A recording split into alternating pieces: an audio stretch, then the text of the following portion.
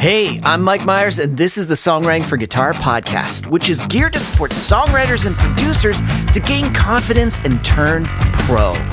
I bring on industry experts to help you improve and monetize your skills, engage better in the writing process, and build healthy habits to create a sustainable career that you love.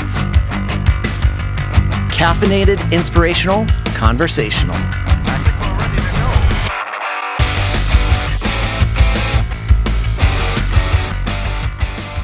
Hey friends, Mike Meiers here with the Songwriting for Guitar podcast, episode number 96, 5 steps for the modern songwriter to start getting placements.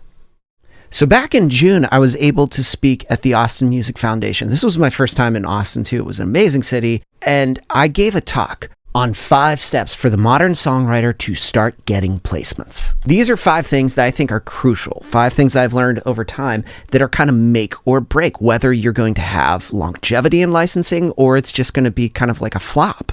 And so if you're someone that hasn't received a placement, or let's say you received one placement, but it hasn't been consistent and you're looking for that consistency, this is something you're going to want to listen to. So this is my talk that I gave back in June at the Austin Music Foundation. 5 steps for the modern songwriter to start getting placements.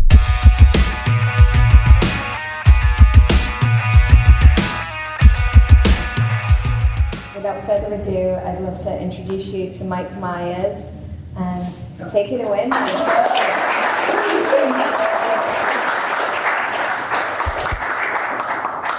Is it weird not being on Zoom? It's like, for me, it's like all my shit's on Zoom. So when there's a live thing, I'm just like, can I change the gallery view? Can I find it? And it's just like, okay, can I mute? And I can't mute. You're all here. This is my first time in Austin. And it is a gorgeous city.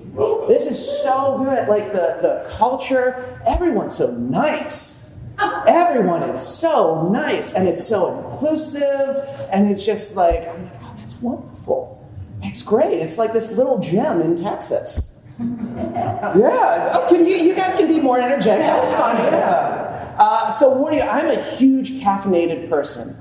So if you're like, man, he talks fast. He's all over the place. It's coffee. It's coffee. When I did my event once, there was someone that sent an email and was like, Mike, are you on cocaine? And I was like, well, it's coffee. So a little in my background, because I'm going to talk about licensing. First thing, when somebody says, I'm going to tell you about something, you should ask them, do you do this thing? And before you tell me. So my background was, I was a musician. I toured in a band, did that for an extremely long period of time. And then eventually, like all things, bands break up. Different iterations. We went through different drummers. We went through different this, different that. And then finally, I was just like, I guess this is it. I guess music's done for me. And then so I ended up teaching at a small music school in Pittsburgh, which I loved. It was great. I started to teach guitar. But then halfway through, I was watching a show on my couch late at night, and music was playing. And I was like, I could write that. That's not that complicated. I know what that is. But then there's this other voice that was like, that's great. Why aren't you? Okay, why am I not doing the thing? And anybody else watch music on TV and be like, oh, I could do that. It's not that complicated. You can raise your hand, you can say yes, you can say verbally, yeah. Because there's so many shows. Like think of in the past, 6, 7 years, how many streaming services have popped up? So many. How many ads do you see? Not only just like on TV, but web-only ads.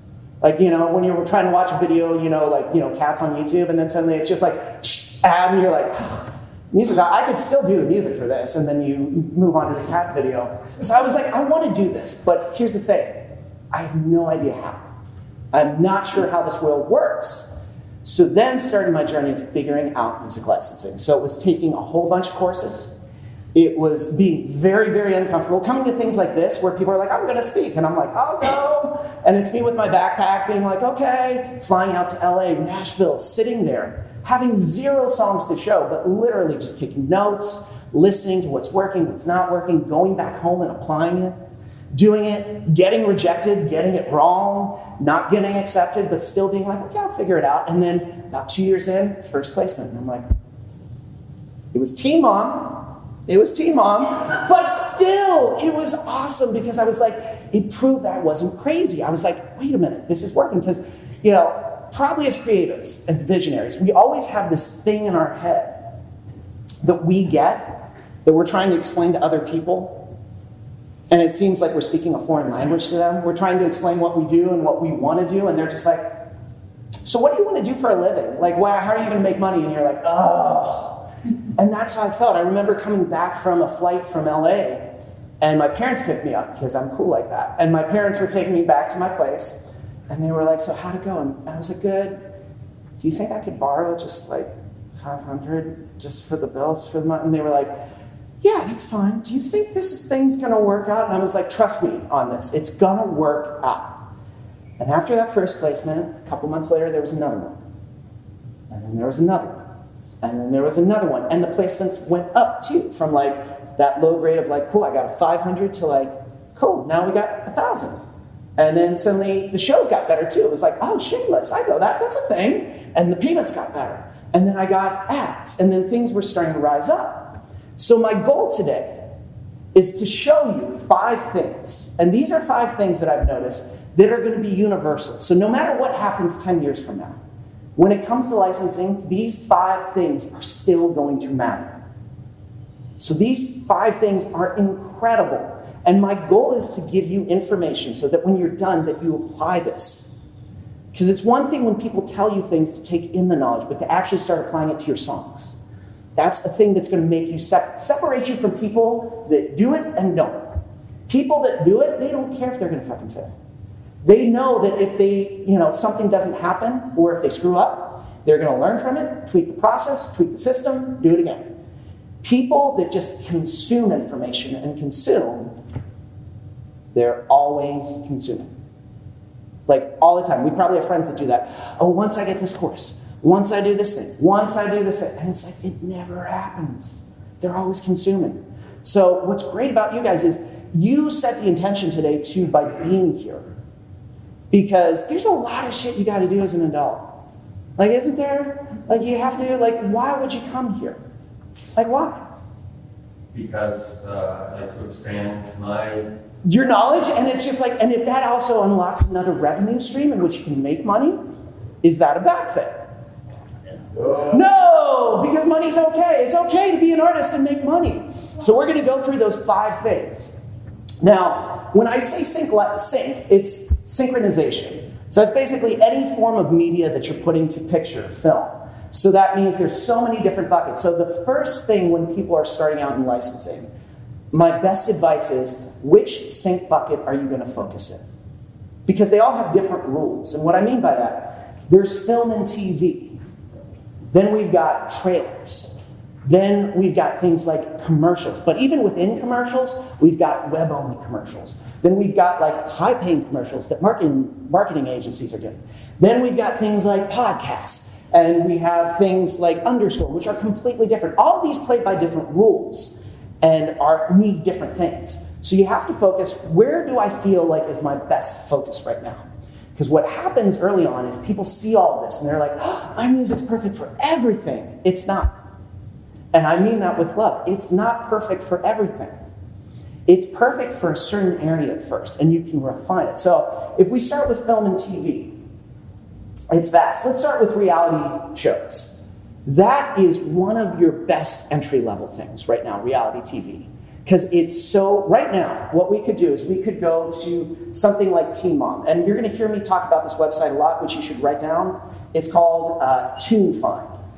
So TuneFind is going to be your best resource in terms of, let's say, researching a show. Let's go Teen Mom, we'll type it in.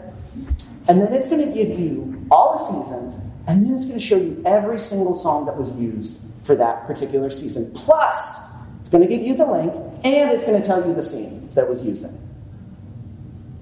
So it's like, we don't have to go watch these shows. All we got to do is just hone in on one particular show and start to do some research. So when we do, what's great is you're going to see that, and you're going to be like, okay, reality TV always needs songs. I think one season of Teen Mom I looked, there was they needed 231 songs. Now, they're not all Bohemian Rhapsody. So you don't have to worry about it's like, it needs to be just like it. No, there's a need for it. Now, as we move up, like for instance, Shameless, you're going to find the songs, it's going to be a little bit different. There's going to be a different amount, probably about 5 per season, or 5 per show, I should say. And that means there's going to be more of a selective process. There's going to be really honed in. So that means that price point's going to be a little bit higher. But when we're talking about reality TV, that's the ground floor right there. That's your perfect entry level of starting to get into licensing. And it's not bad, $500 per show usually. And that's not talking about the residual royalties on the back end, which we'll get into. But right there, that's a perfect entry level. Sometimes we're starting when someone goes like, I want to do a Google ad. Have you gotten a placement before? Nope. Don't start there. That is so selective. Because what's going to happen is you're going to aim so high, then you're going to get disappointed and be like, shit, I can't do it. But here's the thing, you can. You just need to know where to start. It's like you're talking about step 37, and I'm like, hey, why don't we start with like step 4 and start right there? Because I believe anyone can do licensing. Like it's not, there's a need for music. There's a need for great music too. It's not just a need for any type of music, there's a need for great music. So understanding that bucket, like for instance, still in the film and TV, if we go to dark, haunting shows, for instance, Wednesday, that was a huge show. Stranger Things, that was a huge show. There are different types of songs that were needed. There were definitely for Wednesday also darker things. So if you're a singer-songwriter and you have some brooding things, and you want to focus on an emotion and a feel, that's perfect. That's the bucket you need to be focusing on. Because if you're trying to take those songs and you're forcing it into ads, it's not going to work. You're going to be wondering why nobody's listening to you. It's because you're not focusing on which bucket. So that to me is one. So we got film and TV. Ads, completely different. Ads need to be upbeat. They need to be modern. They need to be poppy. They need to have great, very specific targeted lyrics. Like that's where, because there's a lot of visuals that are hitting you very quick camera shots. So if you're not sure, like, I don't know what ads are going on right now. Another website that's great is called iSpot TV. That's going to show you all the ads that are happening. And not only that, it's going to show you like companies that were used. Like how long it was used. What were the mediums? Was it web only? Was it used for web? Was it used for TV as well? And how long was that commercial airing? Because maybe you're going to research something and you notice like, oh, that was like 3 years ago. Does that matter? We'll get into questions. So if you got a question, feel free. Yeah. iSpot. iSpot TV. Like the letter I. Yeah, I and then spot just .tv. Not even .com, just .tv. Yep. And the other one was tunefind.com. Yeah. Tunefind.com. So that's for shows. If you're looking specifically for commercials and ad reels, you're going to go to iSpot TV. So those are the two worlds. Because then if you're researching something and suddenly you see like that commercial was 3 years ago, probably a lot's changed in those 3 years. So that's not the best point of reference. But perhaps as you're going through, when I was starting to go through like T-Mobile, I noticed the theme. They love female-fronted bands. There was rarely, the genres were diverse, but in terms of lyrics and in terms of like who was the front and center, that was female-fronted. Very rare was it to find a male. So I was like, cool. So when I run into someone that's like this, I know that's what I'm focusing on. Now when it comes to underscore. Now, underscore is a little bit different. So do we have any producers here, like songwriter? Okay, producer, awesome. So what's great about being a producer is you kind of have two ways that you can look at this. You could start doing songs with artists, and I would suggest that. Co-writing with artists are fantastic. Because when you do that, you're going to find someone that has a great voice, they have a great emotion, and you can tap into that. Underscore is another thing, and that is simply just cues. There's no lyrics, there's no melody, but you are painting the vibe of the show. I did a whole bunch recently for Shark Week. I did something that was an Australia show that was called Bondi Rescue, and another one that was called Extreme Tow Truckers. And this was all overseas. But a lot of it were short underscores, which were maybe a minute to 45 seconds. So for me as a producer, I'm versatile in just maybe 2 or 3 genres that I really focus on. So if they said, hey, we're looking for something that's Stone Temple Pilots, I'm like, awesome. We're looking for something that's like the Aces and like We Are Scientists, indie rock, I know that shit. Folk, Americana, I know that. As soon as it gets into the realm that I don't know, I don't worry about it. Like, because there's so many options out there, focus on what you know well when you're starting. When you're picking this bucket, focus on your strength.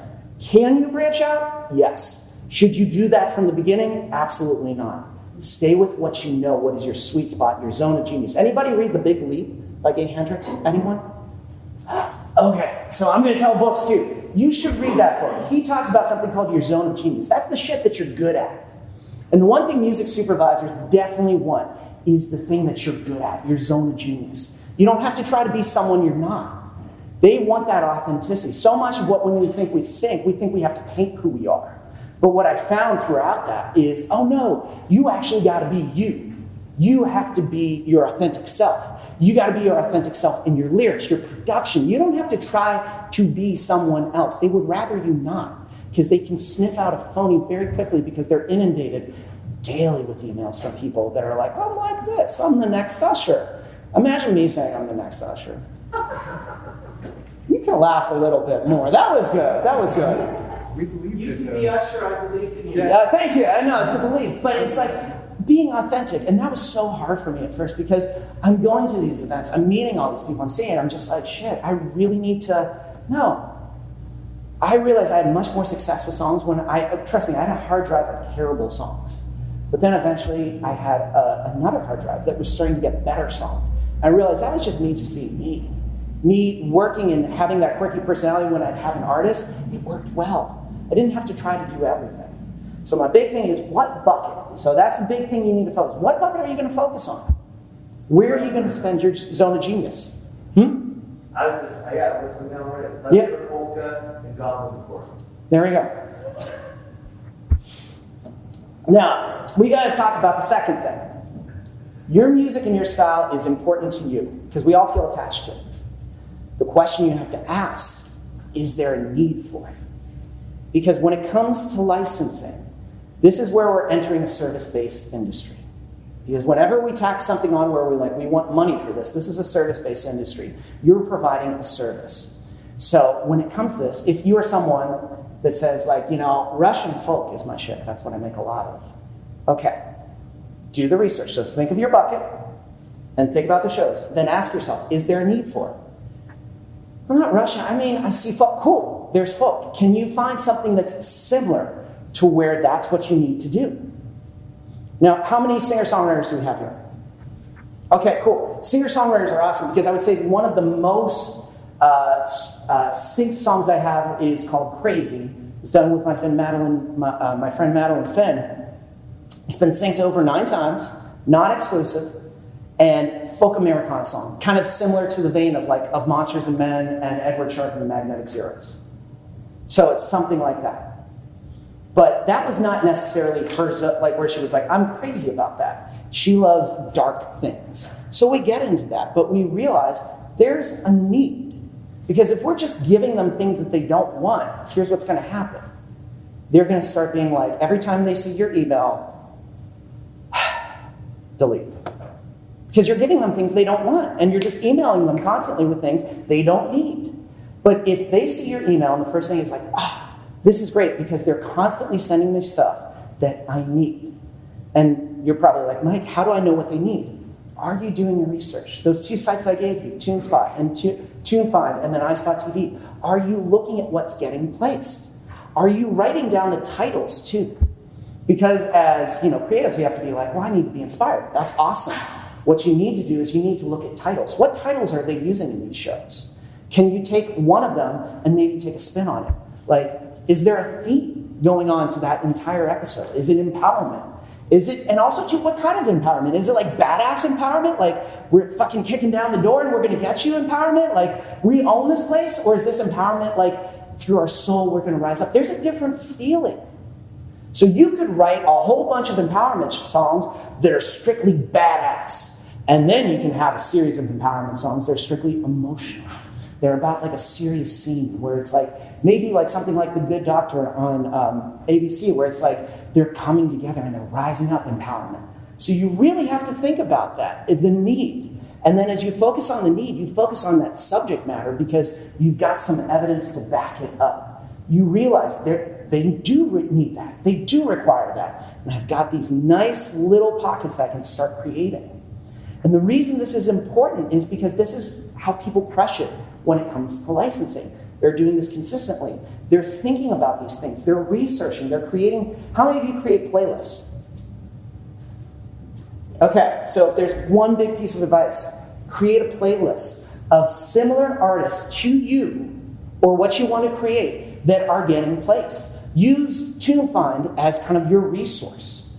Because if you can start to collect that, and we all do mundane shit. We walk around, we have to do, if you have your AirPods in, whatever you use, and you start listening to this, you're going to get past the point of like being like, oh, that was cool. You're going to start analyzing it. And you're like, oh, you know what was interesting? That verse melody, that was pretty like static. It was kind of like toxic. But man, when you get to that chorus, the reason I think that did well or why they use that is because like that really pivots up. And that's where they say the thing in the title. It's not convoluted and you're like, I wonder what this is about. They're serious. Like they're like, we will ride. Like they have it there in the title. I can understand why that shit got used so much. So the best advice is to start collecting playlists because your time is valuable. Like when you're sitting down to, whether you're staring at a blank DOS screen, whether you're pulling up your guitar and you're like, I'm going to start writing. That is valuable time. So if you've done some research between now and then, listening to what's working, and the reason I'm being intense is because this is the thing that I hear again and again and again and again from music supervisors being like, why doesn't this work? They're just throwing me songs. They haven't researched. They can't tell me what this is like. They can't tell me the emotion, the mood, the feel. What am I supposed to do with this? They're not going to reach out to you and be like, hey, I just wanted to let you know. It doesn't hit the mark because they're inundated daily with hundreds of songs. So your goal is to make their job easier. When they think of my name, I want them to be like, oh, so easy, because I deliver consistently. So the big thing you can do right now is just create a playlist. Start doing this. Sarah, who coach, I talk about playlists all the time. I'm like, so Sarah, what's the playlist? What's the playlist? But here's the thing, when she focuses on that, it fucking kills it. And you've crushed it because you're getting better at just focusing on the bare essential, the structure of the song. We're not even talking about production. We're talking about the core of it, the bones, like just the bare beginning. Because when we think of sync, we're like, oh, it'll be taken care of in production. No, it won't. I always shudder when I hear that because I'm like, what makes you think it's going to be taken care of in production? It won't. The bones of the song, the structure need to be solid. So it's just like that core. When you sit with that intention, have your playlist that you've listened to. Think about what are you going to write. I'm going to write something that is an empowerment. I'm going to write a badass one. So that's going to dictate to you melody, chords, feel, all of that. You've set the intention well before you've even picked up an instrument. Because that matters. So far what we've covered is, first thing, which bucket? So the goal is when you're done, write down your bucket that you're focusing on. And then think on the second thing, okay, out of my genre, stop. Is there a need based on my research? And if not, what are the things that are close enough that I can start branching to, that I can start referencing? So that when I meet, because Natalie is a sweetheart, I've talked to her and she's awesome. I love that here you've got a music supervisor, you've got a library that's so close to home that you can go down, that if you build a rapport, and over time, she knows your name and she knows the quality that you keep on putting out, that's awesome. Because that's always going to be someone that they're going to rely on. And that is my whole goal. This weekend, I was with an awesome music supervisor and friend, Jody Friedman, when we were at an event. And I used to know Jody by going to events, and I would see him speak. And I'd be like, he's cool. He could be friends. I bet we could be friends. And every time I try to make it happen, it's never happened.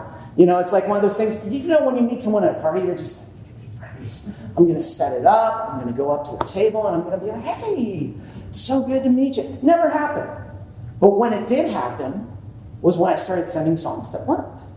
And then he was like, oh, thanks for this. This really works well. I'm adding it to the catalog. And then over time, we connected.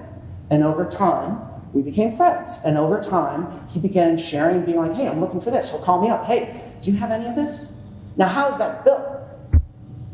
It's not because I'm lucky. It's not because I just went to an event, listened to what was needed, and made sure I delivered that. And I was consistent with that. And that's how you start to bridge that gap between wanting to be in TV and then eventually getting there. To me, it's just like, it's that service mindset. And I say that again, I'll probably say we're serving them. It's a service-based industry. Now, let's talk about the third thing, and this to me is super important. This now gets into the song. Let's talk about dynamics and ear candy hooks. This is a thing that is absolutely necessary if you're going to do licensing. Now, the first thing is dynamics, and what do I mean by that? So if I were to export your song as a WAV file, would it just be one huge lump across from start to finish? Or would I start to see these waves, these dips, these builds, these dips, these builds, slow rises? Now, why does that matter? Because remember, this is being added to picture. So they're going to require you, there's a hierarchy, if you will. So yes, there's you, then there's the music supervisor, and eventually there's this guy that's the music editor that has to put this all to picture. And we want to make the music editor's job as easy as possible. If he's given a choice between a song that is one long WAV file and something that has clear edit points and clear cuts, and he has to do 13 shows, which one is he going to choose? He's going to go with the one with clear edit points. Why? It's going to be a breeze. He doesn't have to go in. He doesn't have to be like, I have to suck. So the big thing that I'm always looking for is we're writing. And I'm not even talking in the production stage. I'm talking about as we're writing it. Are we conscious of, like, as I'm playing my guitar, am I dynamically indicating where it's going to rise? And then we're going to build. Are we anticipating where we want those drops? And if we are, what's going to happen there? So dynamics are huge. If you look at a lot of songs that are working on TV, you're going to see there's a lot of edit points where you're going to hear maybe the vocal, but then it cuts to the instrumental and goes back to the vocal, then instrumental. One of the longest placements that I ever got that was 2 minutes and 15 seconds. It was a really long song. It was a birthing scene. And the song was called like Flame in the Night, and then from start to finish, it went from different variations. Like we gave them a version that was just our acoustic and the instrumental, and then it came up, and then there was the vocal. Then it cut away, and then he spliced in the ending sound, and then he spliced back to her vocal. So there was a lot of edit points. But what made that process a hell of a lot easier, we had clear edit points. So when I was producing this out, I was conscious, and I was looking at this. Are we building up? I'll always back away from my project and be like, do I see kind of like that roller coaster build? If I don't, I'm like, something has to be taken away. And the reason is because I want this to get placed. So there's always my ego sometimes. I'm like, but it's good. I've gotten placements. It'll work.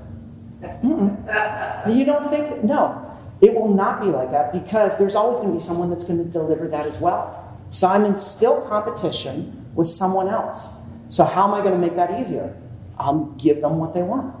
I'll make sure there is a clear edit point. I'll make sure that the dynamics are built. I'll make sure that we're varying some sections, because most songs have 3 choruses. We got first, second, and final. Is there variation between all 3?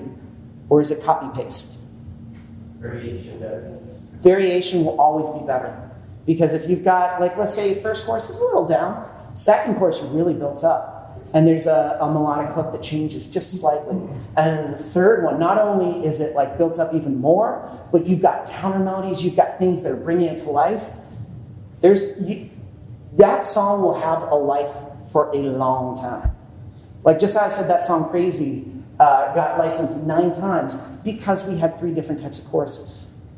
We had 3 different things that were used so that each project, because you're right, you're creating things that have been created. It's going to TV for things that have already been filmed, but you're also thinking ahead for things that have yet to be filmed. And you want song name again? Because I want to check your song. So the song is called Crazy and it was by the Guard House. And that's her project, yeah. So there's tons of variation because you want that song because the energy and the time that you're putting in this, you don't want this song to be a one-off. Because yeah, you can get a placement. But to get another one, to get another one, to get another one, there has to be some thought and intention behind it. Yeah. Composing just cues, and since it's going to be edited anyway. Same deal. So I still want to build in what I'm doing. Like for instance, I did a whole bunch of Shark Week. I think I did like 20 different songs for Shark Week. I was still treating it the same, where it was like if you looked at the WAV file, there were clear edit points. I may give them different versions, but I want to make sure that if they chose that one full version, that there's still a clear drop. There's still a clear edit point. So I'm very conscious of that consistently. And I think that's why it continues. With cues, I always want to make sure that they get a couple. I don't want just one, but I want them to take maybe like 6 or 7 within a season and get placed, because when that gets replayed in America and other countries, that's residual royalties for me. And the only way that's going to increase is if I'm conscious of that dynamic wave. And the reason I say this again is one of the first music licensing conferences I went to, somebody raised their hand and was like, what should I put in the title of my email when I reach out to you? And the guy, I did not expect this answer. And he was like, what's your name? It was like, Andrew. And he was like, Andrew, I don't give a fuck what's in your title. And I was just like, holy shit. I was like, that's intense. And then he was like, but what I do care if it's a good song and like there's some builds and it's not just a bulky wave file. He was like, I have an assistant that weeds through my emails, because he's getting inundated with emails constantly from people being like, this is a perfect song. Okay, well, what makes it a perfect song? Well, there's got to be a standard before it gets to him, because his job is not to go through everything. His is to go through the ones that made it through like the first test, and now he's going to do the listening test. He said his first test is just looking at the wave file. And then I heard that again, looking at the wave file. And I'm like, that's harsh. I was like, but they put yeah. So, I'm sorry, just to clarify. So do you recommend sending uncompressed mixes? We'll get into the delivery of those things. So because that's a whole other spiel, which I will get into the delivery of that. But when we get into the delivery, he was like, if it's a huge wave file, I'm not going to listen to it. I just hit delete. I have a question. On your 20 shark beat songs, what's your average length? So usually for underscore, it's dependent on the company, what they give you. The parameters they gave me was they wanted at most 1:45. I give them 15 second, I give them 30 second, I give them 5 second, I give them different mixes. So there's tons of other things that are in there. But 1:45 is kind of your average? That was the average. If it goes a little bit under, that's fine. But you send them pieces of that? Yes, and I will talk about the delivery of that too. But the wave file is super important. That is huge. And so you can still, does that mean it needs to be fucking built with all these instruments that you don't use? What if you're just like, Mike, I'm a singer-songwriter. I have organic sounds, I want organic. You can still build. Let's say it's just your guitar. One of the songs that the Gardows did too, that was Hold On, it was just guitar for like the first 2 minutes. Does your guitar have dynamics? Let's just start there. You record your guitar. Can I still see that wave file build up and build down? Your vocal, the single vocal you have over top of it, does it still build up and build down? You don't have to add anthemic drums if that's not you. You don't have to add kicking 808 synths. Again, I'm not telling you to change your identity, but I'm like, hey, here are some of the rules to be aware of that will increase your chances and make you stand out from thousands of other people that are not even thinking about this, but purely just throwing songs at the wall, hoping something sticks. But if you have a formula and you've got a process you're developing, guess what? Your chances increase. And that's where you start making better and better connections. Okay, so let's go into the next part of part 3, and that's ear candy hooks. Now, what do I mean by that? It's just something that grabs the listener's attention and keeps them pulled in.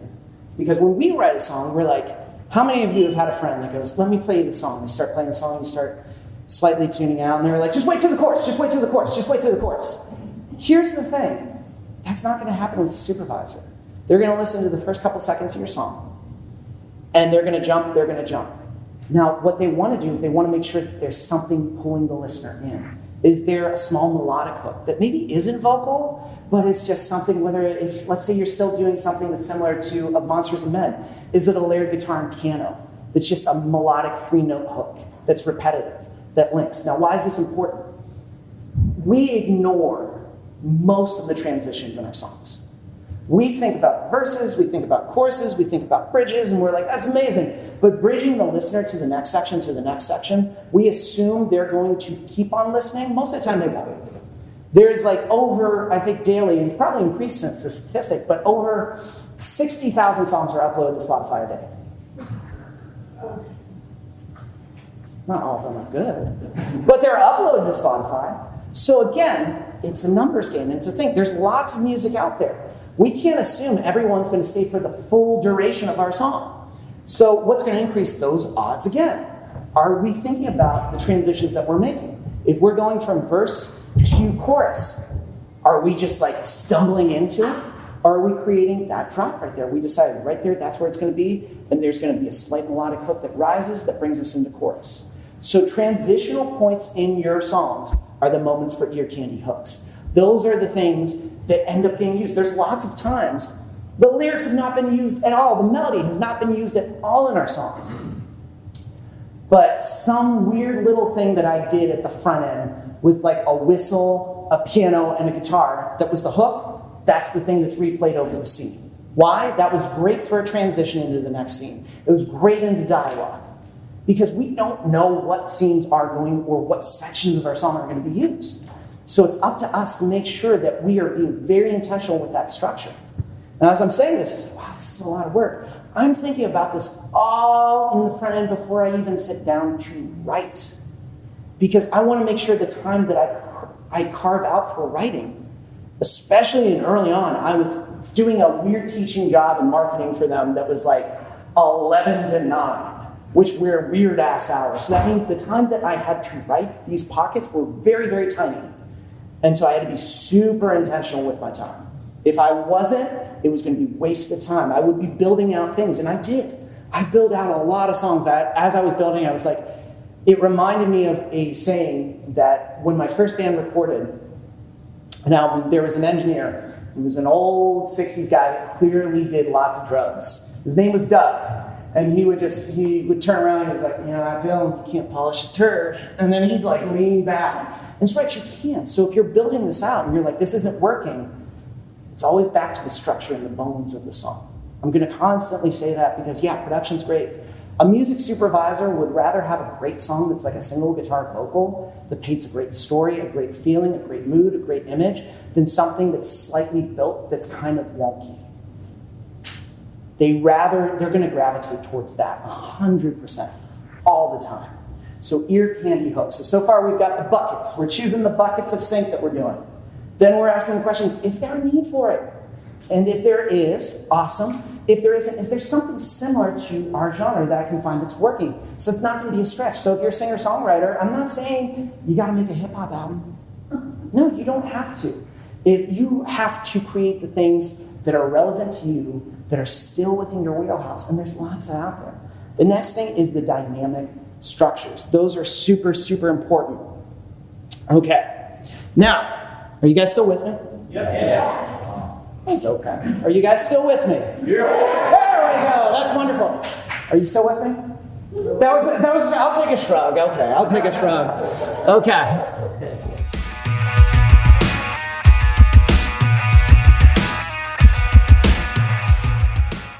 Hey, it's Mike. I'm jumping in the middle of this episode to let you know I have a book that's coming out.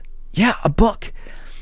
Over the past decade, I have gathered so much thought on teaching songwriters, really understanding the pain points in terms of what hinders their playing to write great songs. And most of the time, it's not complicated things. It's things that get overlooked again and again and again. This is the framework that I've developed that I've taught in my courses, coaching clients, that on retreats, songwriting retreats that I've taught again and again and again. I'm making available in this book. So if you're someone that wants to better understand their guitar, utilize it to its full potential to write better songs, just head right now to songwritingguitaristbook.com and you can pre-order my book right now, and you're going to receive an immediate download of the audiobook, which has extra content, and the Kindle version. You're going to get available ASAP. So as soon as you pre-order the book, guess what? You have these available at your fingertips, so you can start diving in now. So remember, go to songwritingguitaristbook.com to pre-order The Songwriting Guitarist. Okay, let's jump back into the episode.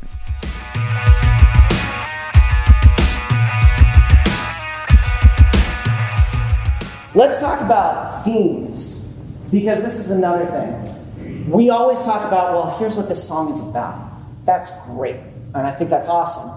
But what are the themes that you're going to cover? Because the site that I told you, Tune Find, if you go into any of those shows, you're going to find themes. You're going to find continuing stories that are there. Continuing things that are going to point you in the direction of like, oh shit, like this show is really dark. Or it's just like, oh, you know what? This is like, when you go into Grey's Anatomy, you know what you're going to get.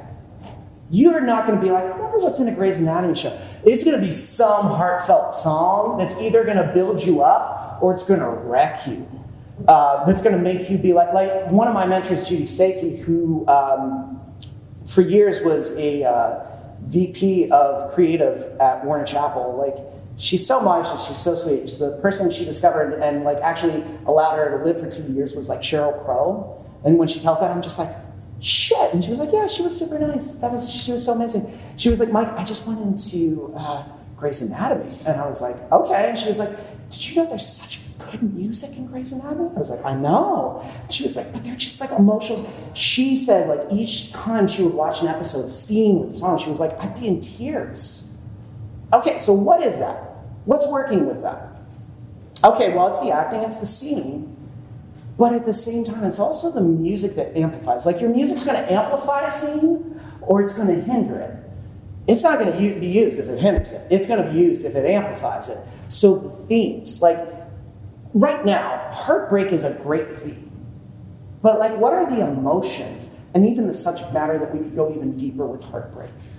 Like, yeah, we could go to ChatGPT and be like, what other words for heartbreak? Enter, and get all these words. But we could go to things like Rhyme Zone. And we could start diving even deeper. But like, what type of heartbreak? Is it a mutual heartbreak? Like, we know it's not right, but we're going to part ways together.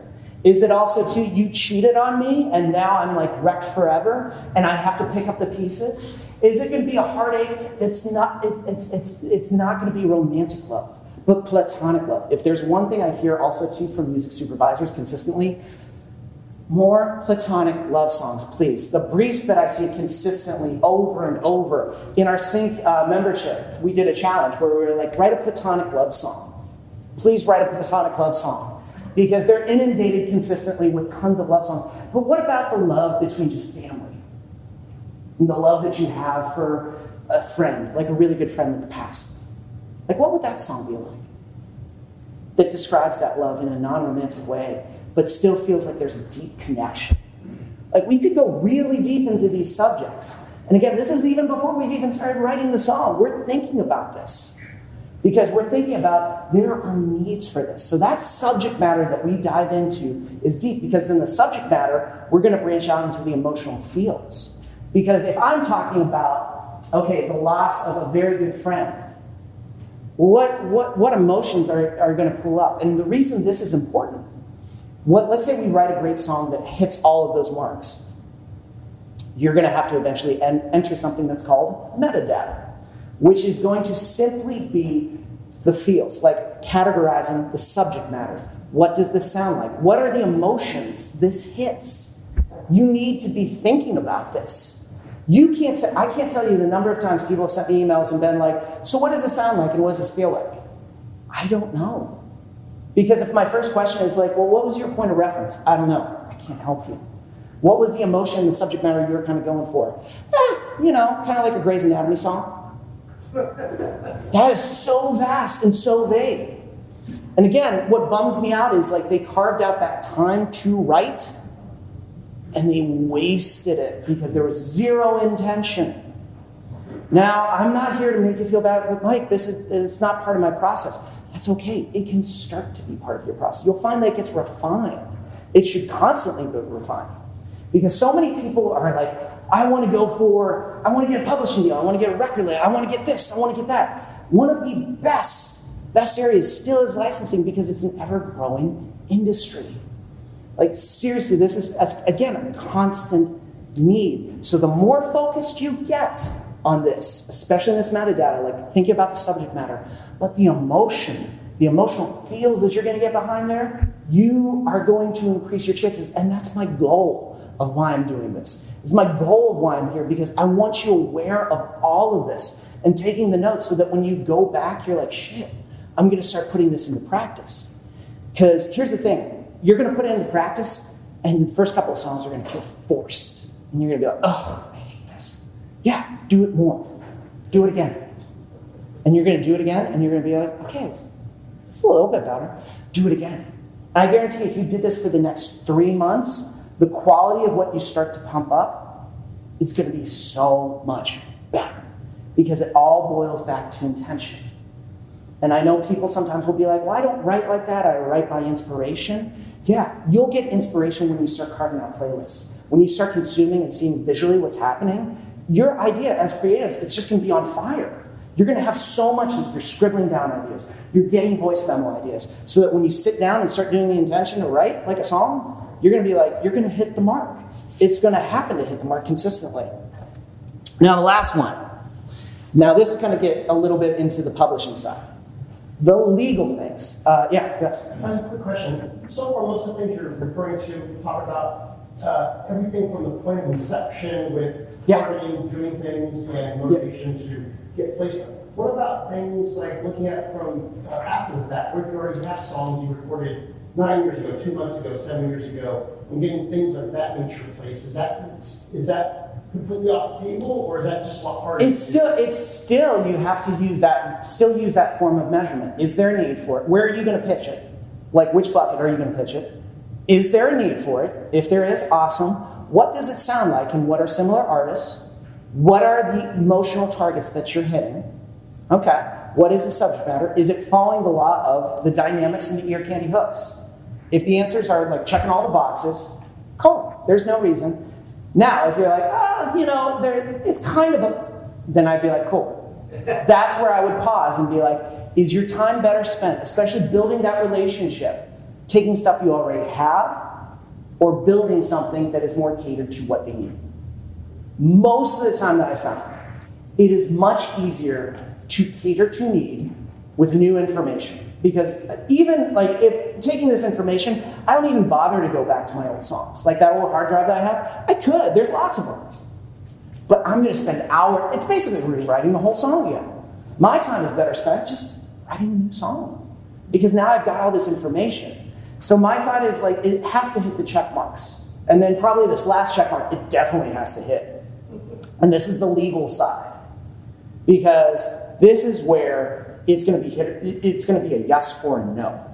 So if you are writing this, do you have a co-writer? Are they signed to a pro? Are they signed to ASCAP, BMI, CSAC? Those are the two. Overseas, they're different. I think it's SOCAN in Canada. There's a couple different ones overseas. Do they also have a publisher? Because this is going to be a thing. If they're already signed to a publisher, let's say they're signed to Warner Chappell. Okay. That is going to be not what we would say one stop. And one stop means I could take a song. So if I bump into Natalie on the street and I go, oh my God, Natalie, I just got this song that I just produced for this artist and I want you to play it. And she was like, shit, I just got a brief and this is perfect for it. And I'm like, great, I'm going to forward you our sheets that are one stop, meaning we own 100% of it. There are no other like big wig corporate publishers. We are the independent publishers. We own the master recording, the master version, like the recorded version. We own everything. And I got the one-stop sheet too that we both signed, which gives me permission to accept on behalf of her. And she's like, sweet, that deal can be done right there. Now let's say she's not signed to her own independent publisher. She's not a publisher herself, but she's signed to Warner Chappell. That's not one stop. She would then have to go to Warner Chappell and be like, hi, I'd like to use the song. And they go, well, we'll take your request and we'll get back to you.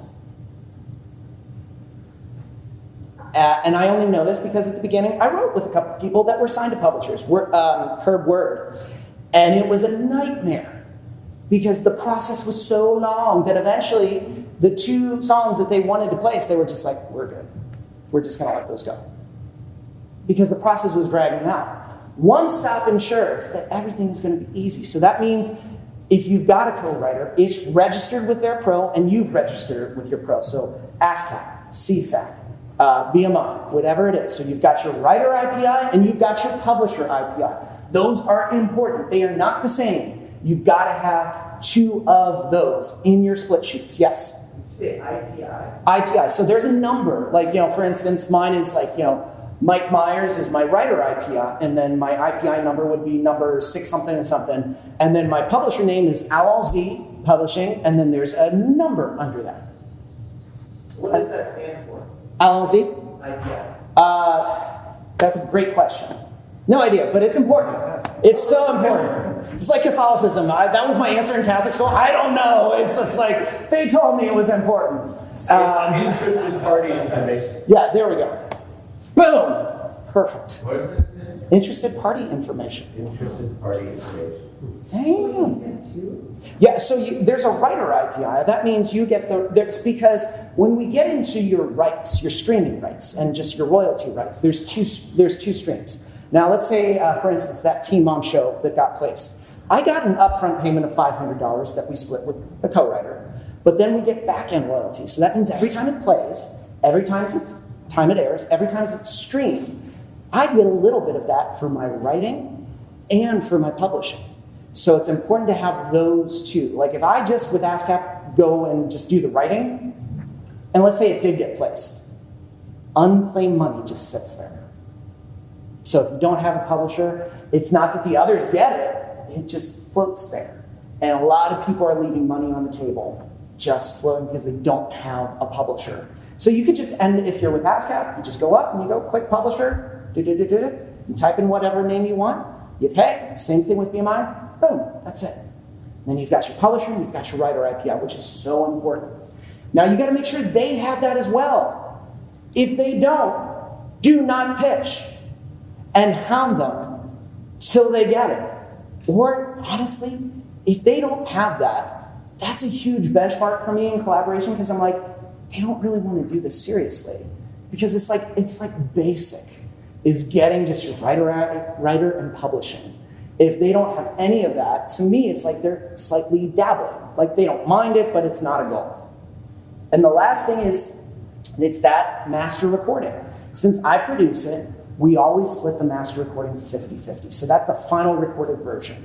That's like everything. So we've got publishing, writing, and the master. Those are all your rights. And if you own 100% of that with your co-writers, and you have legally have that on a split sheet, and then on that one-stop sheet, which the one-stop sheet, again, allows you to pitch on behalf of your co-writers. And vice versa. Let's say they go to Nashville. They meet someone, they're like, oh, there's some from Symphonic Discography. That's awesome, they're amazing. And they want to use it for the scene and Shameless. I gave the thumbs up. Awesome, because we had that one-stop sheet. I trust them, they trust me. And that also means it's non-exclusive. Because there's two worlds in licensing, exclusive, non-exclusive.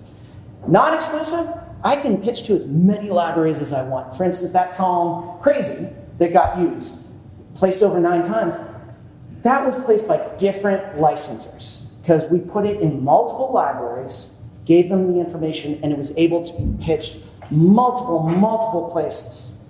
And that's wonderful. Exclusive means it's either going to be a 1, 3, or 5-year deal with just that company.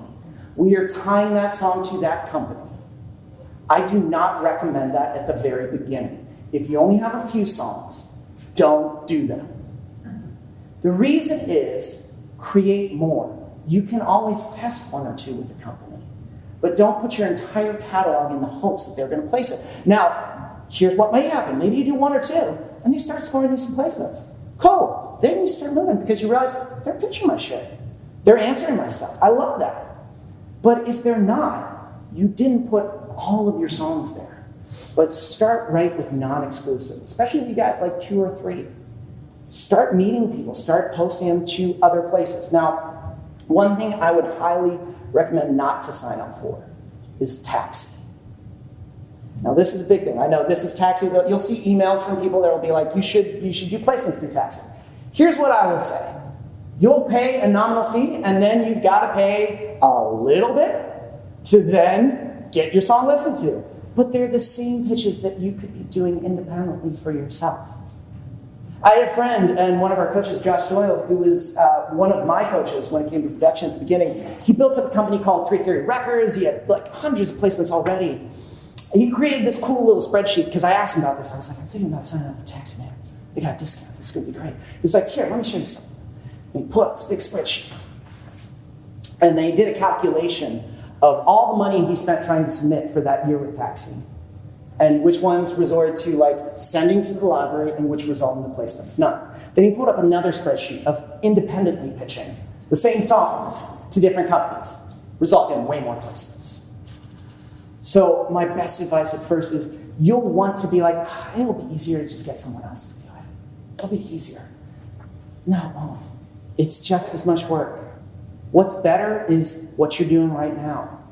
Building relationships. Half the shit that I get now is because I've just built up a relationship. Music, no matter what area that you do, is going to be a relationship business. And my goal is when they see me, they're just like, this is great. Mike is easy to talk to. He's fun. He's a little over-caffeinated, but that's okay. I know he's going to deliver, and he's not going to send me stuff that's not worth my time. I'm also not going to hound them. So let's say you've got all your stuff in line. Let's say legally you've got all of it, and you're good to go, and you're like, yeah, I'm going to go send it. And here we go. Rule number 1, do not attach an MP3 to an email. Please don't. Do not send any attached emails, because they will go right into their spam box, or they will not even, the thing that makes their eyes roll immediately is like 5 attachments. No. They are going to ignore them. And you will be then blacklisted. You don't want that. So what do? My biggest suggestion is you could use things like Google Drive, a Dropbox, and there's so many different file sharing services, OneDrive, whatever. For music licensing, there's one called Disco. Like Disco, like you would do, like Disco.ac. It's an amazing Australian company. Go figure, Australians making amazing things. And it's a great music licensing company in which supervisors share songs, playlists. Now, what I love about Disco is like, I could create a playlist of songs. Let's say I send one particular song, let's say I send it to Natalie. I'll get a notification when it's streamed. And I'll be like, oh, they listened. Oh, they listened again. Refresh. They downloaded my playlist. Because, please do never do this faux pas. Then respond to them, let's say maybe a couple days later, being like, hey, did you listen to my song? ? Nope, please don't. Because again, they're getting inundated with tons of other people that will be like, hey, did you listen to my song? If they listened to your song and they liked it, they'll let you know. That's it. There are times that I've sent songs, I have not heard a thing, and my assumption was there was no need. That's cool, I'm going to move on. But then suddenly I get an email months later, hey Mike, just want to confirm this is one stop, it's going to be placed, da-da-da. And I'm like, shit, they listened. Yes, they do. What usually music supervisors, libraries, they'll download what they like. If there's no need for it currently, but they see a potential in it, they put it into a separate drive, because that's where your metadata comes in. Because then they're going to search later on and be like, I need empowerment, angsty, oh, cool. They pop up. They will place it when there's a need. So your goal is after you send, keep on sending, keep on connecting with new people, but then start the whole process again. And you write, and you create things. And then you get all the legal stuff involved, then you send it off, and then you do it again. Because it is also a numbers game. It is a numbers game. If you're creating, can you get a placement from 1 or 2 songs? Yes. Can you build a career in licensing and create money from just 1 or 2 songs? No. So what do? You have to have a system and you have to have a process. So that means all the shit I'm talking about when it comes to thinking about what bucket you want to do. Then moving into the next one where it's like, okay, you got the bucket. Is there a need? If there is, what are similar needs and where are you focusing? Awesome. Then we're moving to dynamics, ear candy. Then we're moving to like the themes, the emotions, anything. If you are doing this filter system, when you go to click send, it's not like a risk or like, oh, maybe it's not going to work. You've actually done some prep work, which is great because there's a lot of other people that are not doing prep work. You think music licensing is a huge industry of people? I hear this phrase from folks saying, it's oversaturated. And I'm like, really? Do you do it? No. Then it's not oversaturated. It looks like it is because, like, well, there are people getting placements. It seems like a lot. I get spammed on Instagram by all these people like, hey, do you want to do sync licensing? Do you want to do sync? No, trust me, it's not oversaturated. People that are doing it consistently and well, it's not a lot. And actually, it's a very small community. And the same thing with music supervisors. If you think of all the shows in the world, so let's think of the whole freaking world. There's usually just about 1,000 music supervisors, and that's it. So think of all the programs. thousands upon thousands upon thousands of programs, and only about 1,000 music supervisors. What I find at all these events, music supervisors talk. They know each other. They share stories, which is good or bad. Because if you are known for being constantly hounding on emails, constantly delivering music that wasn't even asked for, they're going to talk about it. They're going to share like, no. But if they're like, what I've also found is they're a very supportive community. They talk. And I've had a lot of situations where they've been like, hey, this song's great. I don't have a need for it, but I wanted to introduce you to, because there was a filter system that I passed. And now they trust me. And it's like slowly I'm welcomed into their world. Why? Because it's a very small world. Their reputation's on the line. Because here's a nightmare scenario. Let's say you did all the right things of the emotional, all the first 4 things that I said, but then the last thing, the legal thing, you didn't do. And let's say you lied. Or maybe like somebody didn't have the publisher, it's no big deal. Or you didn't have a one-stop sheet. And the last thing I didn't mention was a work for hire. How many people have hired out musicians to play on their stuff?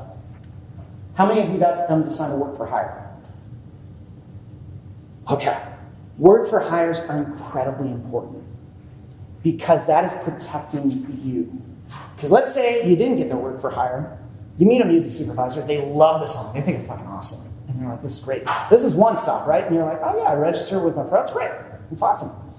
It gets placed on NBC. And so let's say it's like mid-level placement, you get $5,000. You're like, yeah. The guy who played guitar on that work for hire, they used his part. And then he calls you up and he's like, hey man, so when am I gonna get payment? Oh, no, I paid you already. I did a work for hire.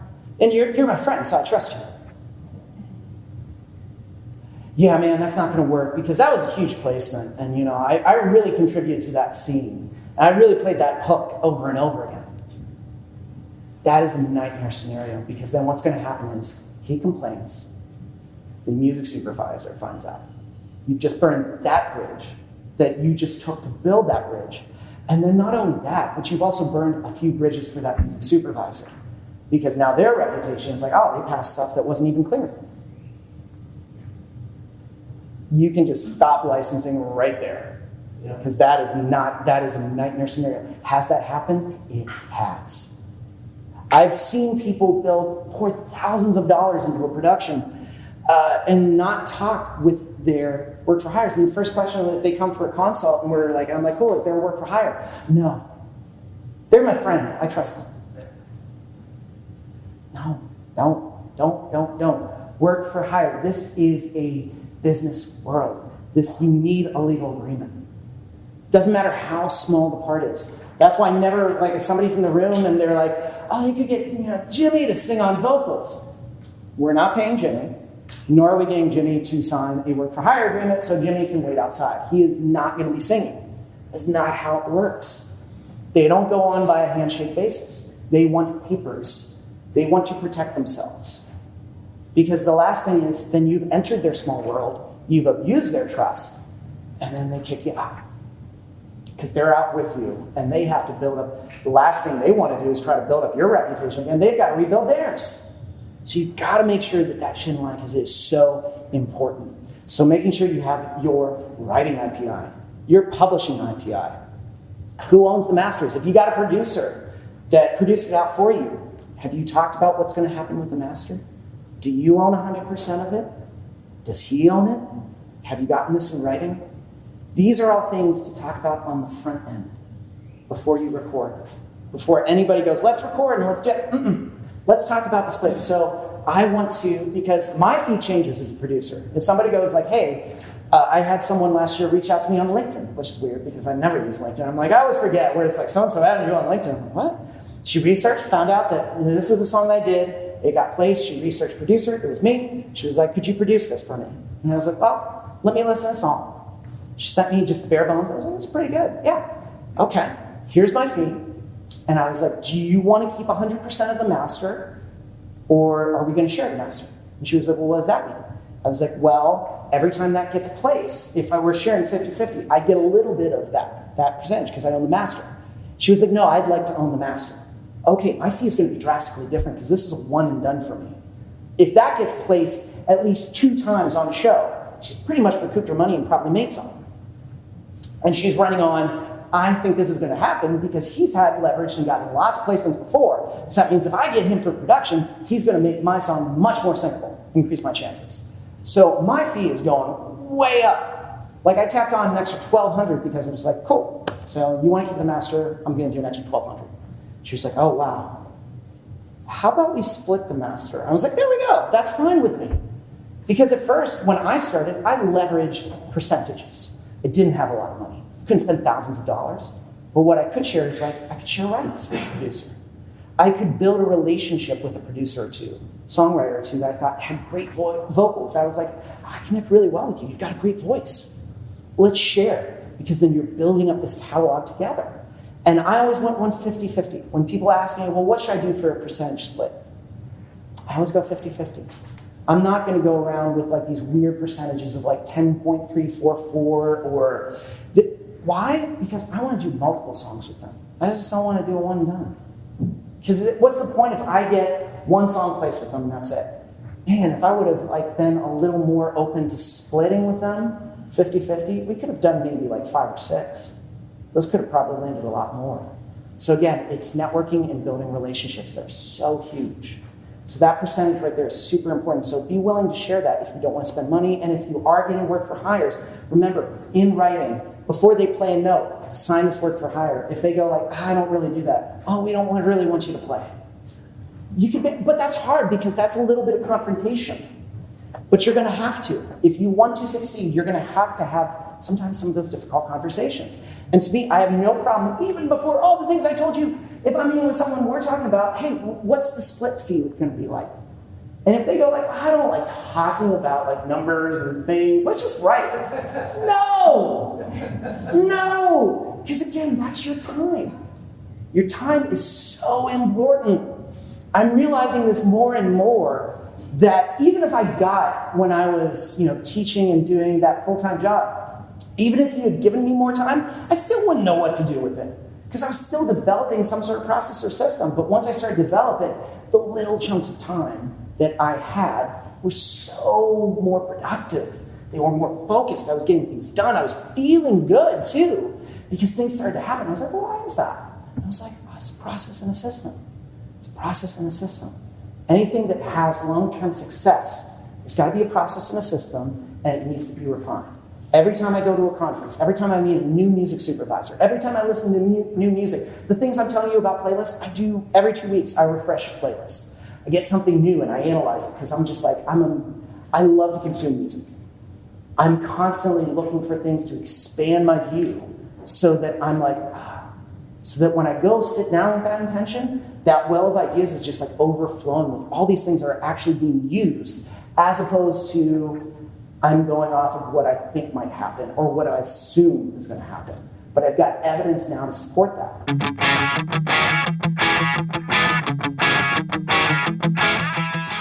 And that does it for this week. It was edited and produced by Chris Fafalius. I'm Mike Meiers. Thanks for listening.